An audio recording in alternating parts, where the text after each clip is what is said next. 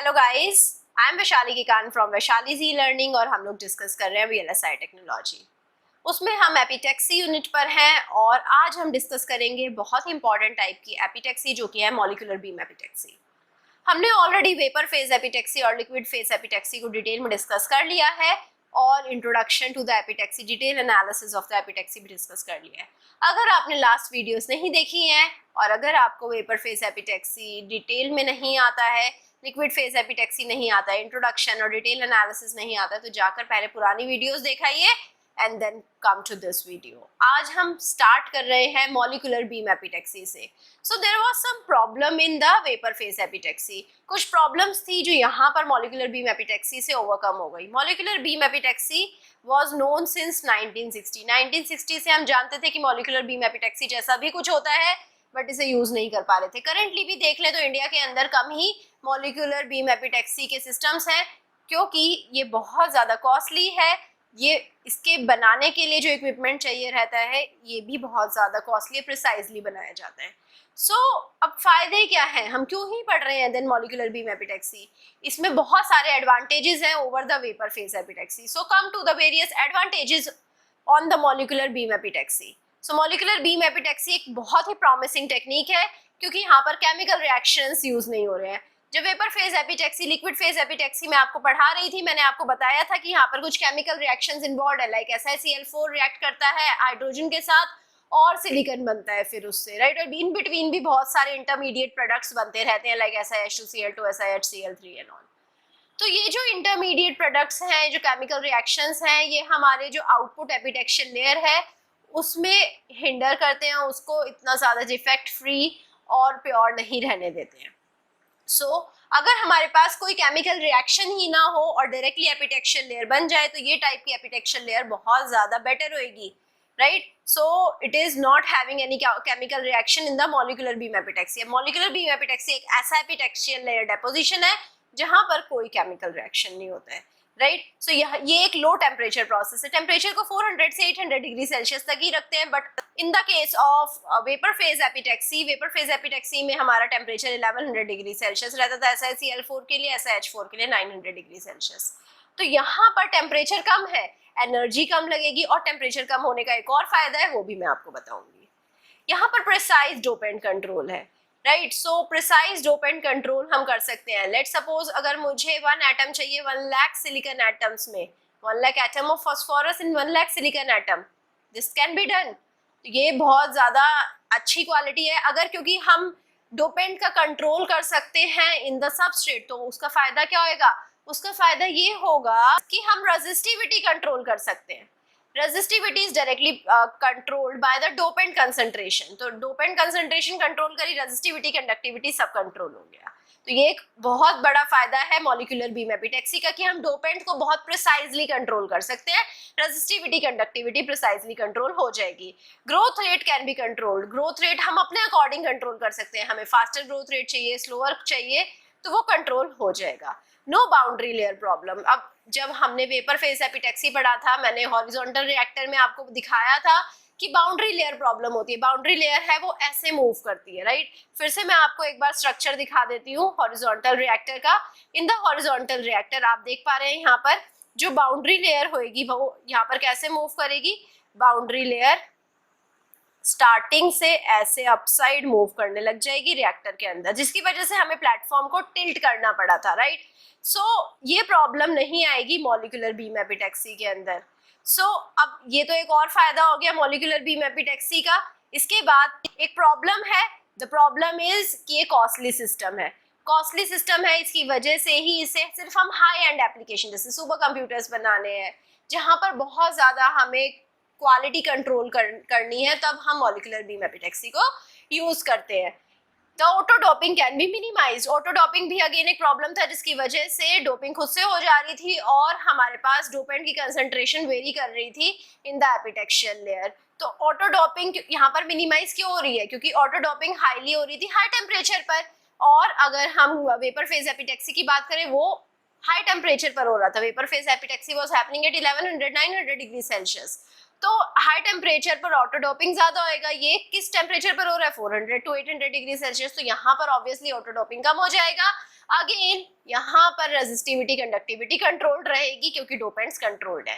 Growth rate is as small as 0.01 micrometre per minute and up to 0.3 micrometre per minute. तो growth rate अगर 0.01 micrometre per minute लिया तो हम क्या कर सकते हैं, हम सिलिकॉन की लेयर की थिकनेस को कंट्रोल कर सकते हैं। जो एपिटेक्शियल लेयर बनाई है उसकी थिकनेस सिर्फ एक सिलिकॉन एटम की थिक जितना भी बना सकते हैं। पूरे वेफर के ऊपर सिर्फ एक एटम ऑफ सिलिकॉन हमने बनाया है, इसे भी हम बना सकते हैं with the help of molecular beam epitaxy, right. सिर्फ एक एटम जितना epitaxial layer. Isn't it very interesting to know? Yes, because यहाँ पर हम थिकनेस ऑफ एपिटेक्शियल लेयर को बहुत हाईली कंट्रोल कर रहे हैं। अब रिएक्टर पर आ जाते हैं। रिएक्टर पे आप सबसे पहले देखिए यहाँ पर एफ्यूजन सेल्स होते हैं, राइट। सो यहाँ पर हमारे पास 3 एफ्यूजन सेल्स हैं जिसके ऊपर शटर्स लगे होते हैं। इन एफ्यूजन सेल्स में हमें जो भी मटेरियल का एपिटेक्शियल लेयर बनाना है वो डाल देंगे। जैसे कि लेट सपोज यहाँ पर मैंने सिलिकॉन डाल दिया तो यहाँ से सिलिकॉन जाएगा, यहाँ पर जर्मेनियम डाल दिया तो यहाँ पर से जर्मेनियम जाएगा, यहाँ पर मैंने फॉस्फोरस डाल दिया तो यहाँ से फॉस्फोरस जाएगा, राइट। यहाँ पर हमने टर्बो पंप क्यों लगाया है? टर्बो पंप इसलिए लगाया है क्योंकि हमें अल्ट्रा हाई वैक्यूम सिस्टम चाहिए। यहाँ पर कोई भी कंटैमिनेंट पार्टिकल नहीं चाहिए। कंटैमिनेंट पार्टिकल आए तो यहाँ पर इस वेपर बीम के साथ इंटरफेयर करेंगे और यहाँ पर जो एपिटेक्शियल लेयर बनेगी उसके साथ भी इंटरफेयर करेंगे। तो हमें बहुत ज्यादा पंप्स चाहिए। हम मिनिमम 2 to 3 पंप यूज करते हैं और इस अपने सिस्टम को, इक्विपमेंट को अल्ट्रा हाई वैक्यूम सिस्टम बना देते हैं। उसके बाद हमारे पास एक रहीद गन होती है। RHEED gun is reflection high energy electron diffusion gun. So यहाँ पर रहीद गन और रहीद स्क्रीन, तो ये जो सबस्ट्रेट है ये सेंटर में प्लेस्ड है और ये रोटेटिंग है सबस्ट्रेट, राइट। सो ये रोटेटिंग स्टैंड पर प्लेस्ड है। रहीद गन से इलेक्ट्रॉन जाएंगे, सबस्ट्रेट पे जाएंगे और सबस्ट्रेट से डिफ्लेक्ट होकर यहाँ पर रहीद स्क्रीन पर जाएंगे। तो ये जो इलेक्ट्रॉन की बीम है जो यहाँ से जा रही है और डिफ्लेक्ट होकर यहाँ आ रही है, इससे हमें पता लगेगा कि थिकनेस कितनी है। तो इन बिटवीन हम थिकनेस मेजर करते रहेंगे। जैसे ही हमारी रिक्वायर्ड थिकनेस आएगी हम यहाँ पर शटर डाउन कर देंगे और हमारे को यहाँ पर एपिटेक्शियल लेयर डिपोजिशन होना बंद हो जाएगा। इससे हम thickness of epitaxial layer control कर सकते हैं। तो अब यहाँ से ये वेपर्स बने कैसे? वेपर्स बनाने के लिए हमने सॉलिड स्टेट में अपना मटेरियल रख लिया, जैसे सिलिकॉन जर्मेनियम रख लिया। उसके बाद हमने इनके ऊपर हमने इलेक्ट्रॉन बीम डाली। जैसे ही हम हाई एनर्जी इलेक्ट्रॉन बीम इनके ऊपर डालेंगे तो इनके ऊपर हाई एनर्जी चली जाएगी और हाई एनर्जी की वजह से क्या होएगा, ये सॉलिड स्टेट से वेपर फेज में कन्वर्ट हो जाएगा। वेपर फेज में कन्वर्ट होते ही इनकी एक वेपर बीम बन जाएगी। ये जो वेपर बीम है ये जाकर सबस्ट्रेट के ऊपर डिपॉजिट हो जाएगी। अब सबस्ट्रेट मूविंग है, सबस्ट्रेट को हम मूव करेंगे with the help of magnetic manipulator. So magnetic manipulator से सबस्ट्रेट रोटेट होता रहेगा। ये जो चैम्बर है अल्ट्रा हाई वैक्यूम चैम्बर है जिससे कि ये सीधा जाएगी। सो अब ये जो हमारे रिएक्टेंट्स है, जो वेपर्स है, सीधा मूव कर रहे हैं टुवर्ड सबस्ट्रेट, तो बाउंड्री लेयर की कोई प्रॉब्लम है ही नहीं, कोई रिएक्शन नहीं हुआ। आपने देखा ही, हमने जो हमारे रिएक्टेंट्स थे उसको सीधा सॉलिड से वेपर में कन्वर्ट करवाया और डिपॉजिट करवा दिया और थिकनेस भी हम कंट्रोल करवा पा रहे हैं। तो अब मॉलिक्यूलर बीम एपिटेक्सी है क्या? यहाँ पर beam created by evaporating solid source in ultra high vacuum. तो हमने यहाँ पर बीम क्रिएट करी। जो भी हमने सॉलिड सब्सटेंस लिए थे जिन्हें हमें डिपॉजिट करवाना है, उन्हीं की हमने वेपर में बीम बनाई। कैसे बनाई? With the help of the electronic beam. तो अब ये जो हमने बीम बना ली है, वेपर्स में हमने सॉलिड सब्सटेंस को हमने वेपर में कन्वर्ट कर लिया, उसकी बीम फेंकी है हमने सबस्ट्रेट की तरफ, वो होएगा इन ultra high vacuum. Ultra high vacuum के लिए हम कुछ पंप्स यूज करेंगे यहाँ पर। अब ये जो इवेपोरेटेड बीम है ये क्या करेगी, इस अल्ट्रा हाई वैक्यूम वाले इक्विपमेंट में ट्रैवल करेगी और इस सबस्ट्रेट की तरफ पहुंच जाएगी। और जैसे ही सबस्ट्रेट की तरफ पहुंचेगी वहां पर जाकर कंडेंस हो जाएगी, क्योंकि वहां पर हाई टेम्परेचर नहीं है। They condense to the shape the layer. तो वहां पर जैसे ही कंडेंस होगी वहां पर एक लेयर, एपिटेक्शियल लेयर बनने लग जाएगी। अब डोपिंग कैसे करेंगे? हम इम्प्योरिटी या तो सोर्स गैस में डाल देंगे, जैसे आर्सिन और फॉस्फीन डाल देंगे, या फिर हम एक एफ्यूजन सेल में ही हम आर्सिन या फॉस्फोरस के सॉलिड स्टेट में एटम्स डाल देंगे, राइट। सो 3 एफ्यूजन सेल ले सकते हैं, जैसे सिलिकॉन, जर्मेनियम और फॉस्फोरस। तो हमारे पास सिलिकॉन के ऊपर सिलिकॉन जर्मेनियम लेयर बन जाएगी एन टाइप, राइट। सो यहाँ पर कोई भी बाउंड्री लेयर और स्टैग्नेंट लेयर प्रॉब्लम नहीं होगी। It's a very costly but very sophisticated equipment. Sophisticated क्यों है? क्योंकि हम यहाँ पर बहुत सारी चीजें प्रिसाइजली कंट्रोल कर पा रहे हैं, लाइक डोपेंट कंट्रोल कर पा रहे हैं, थिकनेस कंट्रोल कर पा रहे हैं, ऑटो डोपिंग को हम कंट्रोल कर पा रहे हैं, और हम also we can control the growth rate को भी कंट्रोल कर पा रहे हैं। सो जो डेपोजिशन रेट है, it is the most important aspect of molecular beam epitaxy. So molecular beam epitaxy में कितना डेपोजिशन रेट है, डेपोजिशन रेट बहुत ज्यादा है या कम है, ये हमें बताएगा कि थिकनेस कितनी आएगी एपिटेक्शियल लेयर की।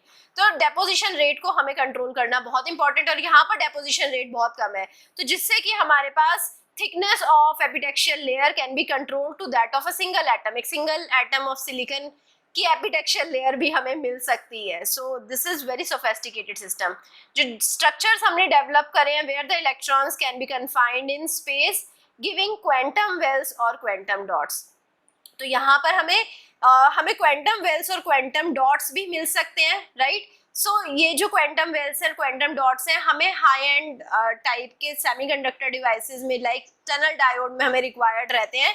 सो टनल डायोड जो कि हाई स्पीड डिवाइस है उसके लिए क्वांटम डॉट्स, क्वांटम वॉल्स जैसी एप्लीकेशंस के लिए हमें मॉलिक्यूलर बीम एपिटैक्सी यूज करना पड़ता है, राइट। सो यहाँ पर with the help of molecular beam epitaxy we can give rise to the structure like quantum walls, quantum wells and quantum dots. Now such layers are now a critical part of many modern semiconductor devices, जैसे कि tunnel diode तो मैंने आपको बता ही दिया, इसके अलावा semiconductor lasers, light emitting diode जिसमें क्वांटम वॉल्स और क्वांटम डॉट्स की रिक्वायरमेंट होती है। सो यहाँ पर क्या करते हैं, यहाँ पर सबसे पहले हम हाई वैक्यूम कंडीशन लगाते हैं to minimize the contamination problem, जिससे कि कंटेमिनेशन आए ही ना। हाई वैक्यूम कंडीशंस हम यहाँ पर जनरेट कर देते हैं। फिर जो पार्टिकुलर स्पीशीज हैं उसको इवेपोरेट करते हैं। कैसे इवेपोरेट करते हैं? With the help of electron gun.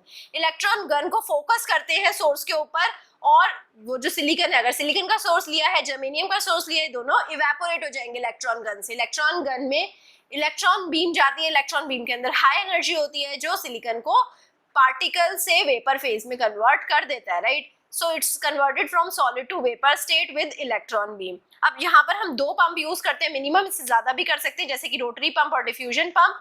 और क्रूसिबल में हम कोई भी सिलिकॉन या जर्मेनियम ऐसा मटेरियल प्लेस कर सकते हैं जिसका हमें एपिटेक्शियल लेयर बनाना है।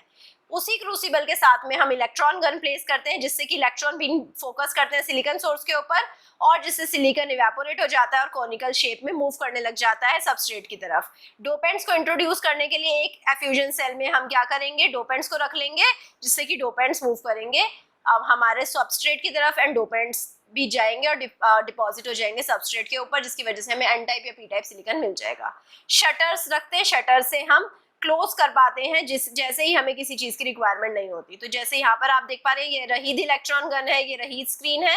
रहीद इलेक्ट्रॉन गन और स्क्रीन से ये जो सबस्ट्रेट है इसके ऊपर की हम थिकनेस, एपिटेक्शियल लेयर की थिकनेस मेजर कर सकते हैं। ये मेरे सारे एफ्यूजन सेल्स हैं।